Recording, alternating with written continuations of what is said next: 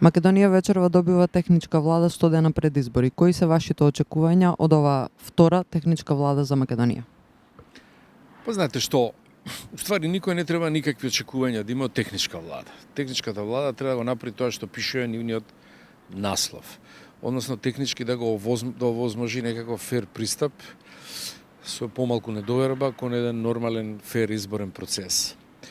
Ова влада е смислена заради тоа што украдената држава во време на груевистичкиот режим не можеше да биде користена за нормални избори и затоа измислија еден ваков тампон кој се вика техничка влада, кој би требало да овозможи по-фер пристап кон нормалните изборни механизми без крадења, без конспирации, без нормално застрашување и притисоци.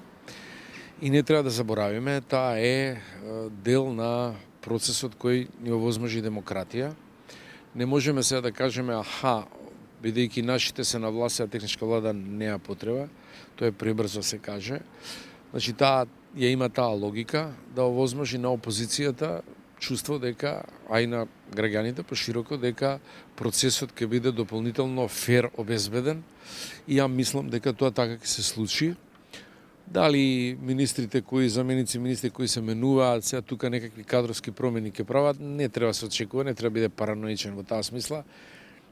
Прекраток е периодот за да било какви промени имаат некаков значаен импакт врз некакво владење на таа влада. Повеќе ќе биде насочена кон техничко овозможување на сервис на процесот на избори кој следи. И така треба да се гледа, без паника, без никакви посебни драми околу тоа. Таа е незината улога и ја мислам дека како таква треба да ова втора дела треба да се докаже. Сметате дека оваа техничка влада нема да се соочиме со блокади како што беше со првата? Па не се сеќавам кои блокади ги правеше првата, евентуално промена на некакви главни луѓе во Министерството за внатрешни работи, дали шефот на Алфите, нешто така се менуваше. Меѓутоа не се тоа блокади, ја не мислам дека тоа ќе бидат блокади, не очекувам ствари дека ќе има блокади, овој процес е сега поподмажан, тој треба да ја зголеми, резултатот од ова треба да биде зголемување на една самодоверба на актерите во тој изборен процес, зголемување на политичката култура, дека изборниот процес не може да се влие на начин на кој претходно беше влијаен и избавување полека од траумата која ни ја нанесе на сите нас и на политичкиот систем, груевистичката авторитарен режим. Техничката влада кога беше изгласана првиот пат после Презинскиот договор, идејата нејзина беше да има соработка помеѓу опозицијата и власта. Дали можеме овој пат да очекуваме реална соработка помеѓу опозицијата и власта за да се одблокира едноставно целиот понатамошен изборен процес? Па она што може да очекуваме е некаква кохабитација, некакво договарање елементарно.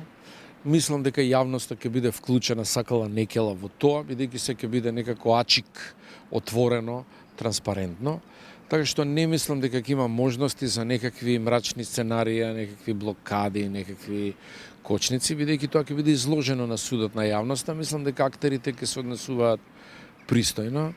Тоа покажува и тоа дека опозицијата го повлече својот неуставен предлог за Министерство за внатрешни работи, значи тоа функционира, вака или онака функционира и треба да бидеме малку повеќе оптимисти, мислам дека заслуживме еден помирен, понормален период на изборни процеси. Предложените министри и заменици министри, како и техничкиот премиер, дали се добар избор според вас и од власта и од опозицијата? Па не можам да ги коментирам, морам да ви кажам, по големиот дел не ги знам. Ја мислам дека се тоа, како што рековте, нивен избор. Према тоа очекуваме тие да извршат својата техничка улога. Првиот предлог на опозицијата беше неуставен. Тоа го забележа и власта, го забележа и јавноста. Што мислите за тоа?